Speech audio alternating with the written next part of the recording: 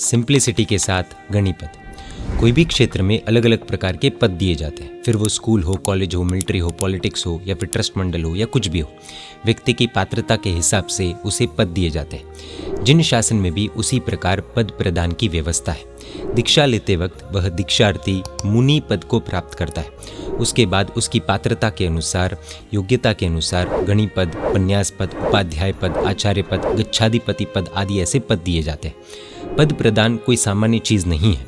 बहुत सी साधना, आराधना, तप आदि के बाद यह पद दिए जाते हैं। जानकारी के लिए बता दें कि पद प्राप्ति के पहले जो साधना करनी होती है उसे जिन शासन में योगोद्वहन कहते हैं और नॉर्मल भाषा में उसे जोग कहते हैं। श्री दशवैकालिक, श्री उत्तराध्ययन, श्री आचारांग, श्री कल्पसूत्र, श्री महानिशीत, श्री नंदी सूत्र, श्री सूयकडांग सूत्र, श्री ठाणांग सूत्र, श्री समयवायांग सूत्र, श्री दस पयन्ना, श्री औपपातिक आदि उपांग, श्री भगवती जी सूत्र आदि इतने आगमों के जोग की साधना के बाद गणिपद दिया जाता है। इस साधना में मिनिमम 230 आयम्बिल, मिनिमम 20,000 से अधिक खमासमण, मिनिमम 3,400 वांदना सूत्र, मिनिमम 250 नीवी और दूसरी कठिन आराधना साधना करनी होती है।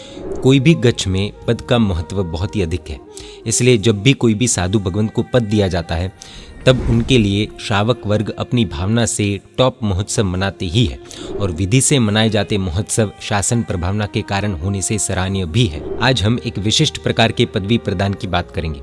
कुछ जानकारियां हमने गुरु भगवंतों से प्राप्त की है और कुछ जानकारियां परिचित व्यक्तियों से। श्री प्रेम भुवन भानुसूरी जी समुदाय के सामान्य तौर पर नियम है कि मुनि का 20 साल का दीक्षा पर्याय हो जाए और कम से कम एक शिष्य हो और साथ में अभी बताई गई सब साधना आराधना की हो तो उन्हें गणिपद देना चाहिए।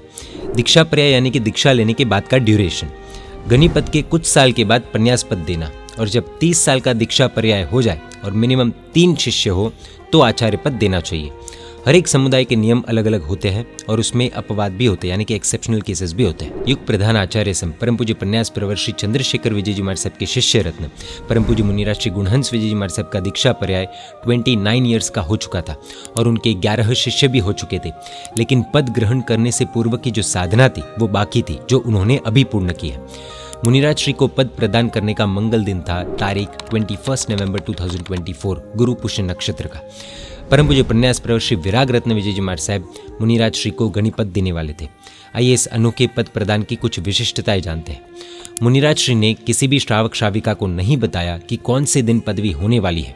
इतना ही नहीं, मुनि ने अपने संसारी माता भाई आदि को भी नहीं बताया और किसी श्रावक भक्त आदि को भी नहीं बुलाया और पदवी कहाँ पर होगी वह भी किसी को नहीं बताया गया। तारीख 19 नवंबर के दिन सभी साधु भगवंत हैदराबाद के पास श्री कुलपाक जी तीर्थ पहुंचे।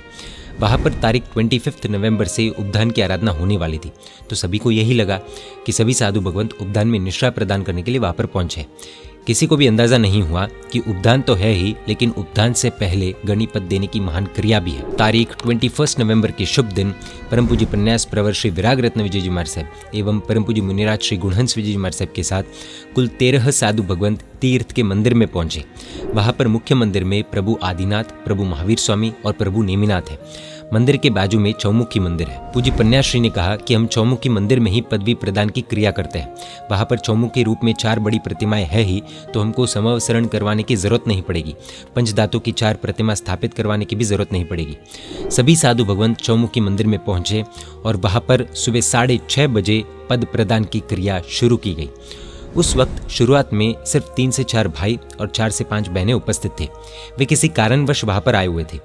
जब 7:45 बजे यानी कि 7:45 AM को गणि पदवी की सभी क्रिया पूर्ण हुई, तब कुल मिलाकर मंदिर में सिर्फ 20 के आसपास लोग होंगे जो पूजा दर्शन करने के लिए आए थे और मंदिर में कुछ क्रिया होती हुई देखकर वहाँ पर रुक गए थे।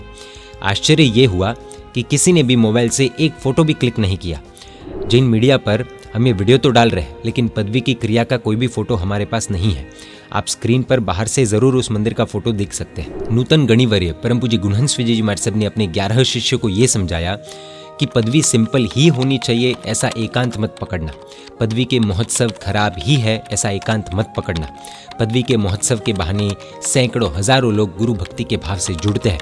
लोग अलग अलग प्रकार के नियम लेते हैं, उतने दिन संसार के पापों से बचते हैं, अपनी संपत्ति का सुंदर व्यय करते हैं, पदवी में प्रवचन आदि सुनकर सम्यक्त्व को भी पाते हैं। कामली आदि के चढ़ावे से जो हजारों लाखों और कभी कभी तो उससे भी ज्यादा रुपयों की जो इनकम होती है, वो साधु साध्वी जी भगवंतों के हॉस्पिटल्स आदि के वैयावच में काम आते हैं। ऐसे अनेकों फायदे हैं ही। हाँ, महोत्सव में जो फिजूल खर्च होते हैं, ऐसा दिखावा जिससे शासन को नुकसान हो, वो होता है तो वो गलत है। लेकिन हमको अच्छी चीज़ देखनी है, गलत चीज़ों को सुधारने की मेहनत करनी है, कोशिश करनी है, और अगर न सुधरे तो कम से कम अपनी लाइफ में उन गलत चीज़ों का प्रवेश न हो जाए, वो ध्यान रखना है। मुझे सिंपल पदवी पसंद थी तो मैंने ऐसा किया, लेकिन महोत्सव वाली पदवियाँ भी अगर शासन प्रभावना आदि का कारण बनती है तो वह अनुमोदनीय है ही। मुनिराज श्री के एक शिष्य ने उन्हें पूछा कि गुरुदेव, आपको तो पन्यास पद की अनुमति मिल गई थी, तो आपने वो पद क्यों नहीं लिया, गणि पद ही क्यों लिया? तब नूतन गणिवर्य श्री ने कहा कि मेरे गुरुदेव युग प्रधान आचार्य सम परम पूज्य पन्यास प्रवर श्री चंद्रशेखर विजय जी महाराज साहब ने सिर्फ पन्यास पद लिया था। मैंने सोचा कि मैं उनसे नीचे वाली पदवी ही लूँ, उनके समान पदवी न लूँ, बस इसी कारण से मैंने पन्यास पद नहीं लिया। साथ ही पूज्य गणिवर्य श्री गुणहंस विजय जी महाराज साहब ने यह भी कहा कि देखो, अपने गुरु के समान या उससे बड़ी पदवी नहीं ले सकते, ऐसा बिल्कुल भी मत मानना। शास्त्रों में गुरु के समान, गुरु से हीन, गुरु से अधिक और अपात्र, ऐसे चारों प्रकार के शिष्य बताए ही है। परम पूज्य नए विजय जी महाराज साहब गुरु थे और उनके पास उपाध्याय पद ही था, जबकि उनके शिष्य परम पूज्य यशो विजय जी महाराज साहब को महोपाध्याय, न्याय विशारद आदि अनेक पद दिए गए थे। इससे हम सभी को अनेकांतवाद की एक अमूल्य सीख भी मिलती है कि हम जो करें वही सही हो और बाकी सब गलत हो, ऐसा नहीं होता है। दूसरी चीज भी दूसरे एंगल से सही हो सकती है। Everyone can have right point of view. जैसे आइम्बिल करने वाला कोई बड़ा तपस्वी है, लेकिन उसके सामने एकाशना करने वाला पापी नहीं बन जाता है। कुरुगुरु मुनि तो रोज नवकारसी करते थे और बाकी के साधु भगवंत घोर तपस्वी थे, फिर भी कुरुगुरु मुनि को पहले केवल ज्ञान हुआ था। महापुरुष कुरुगुरु मुनि की कथा हम बहुत जल्द जीन मीडिया पर प्रस्तुत करेंगे। पूज्य गुरु भगवंत ने अंत में कहा कि अनेकांतवाद हमें यह भी सिखाता है कि गणि, पन्यास, आचार्य आदि पदवी सिंप्लिसिटी के साथ करो या फिर महोत्सव के साथ करो, दोनों सही हो सकते हैं। बस इतना ध्यान रखना है कि लोग सच्चा धर्म पाए और पदवी लेने वाले मुनि भगवंत राग द्वेष से बचकर रह पाए। अगर यह होता हो तो दोनों में से कोई भी तरीका सही है। लेकिन अगर ऐसा न होता हो, यानी कि अगर लोग अधर्म पाए या फिर मुनि को राग द्वेष हो, तो दोनों में से कोई भी तरीका गलत ही है। यह ही हमारे जिन शासन की खूबसूरती है, अनेकांतवाद। जय जिन शासन, जय महावीर।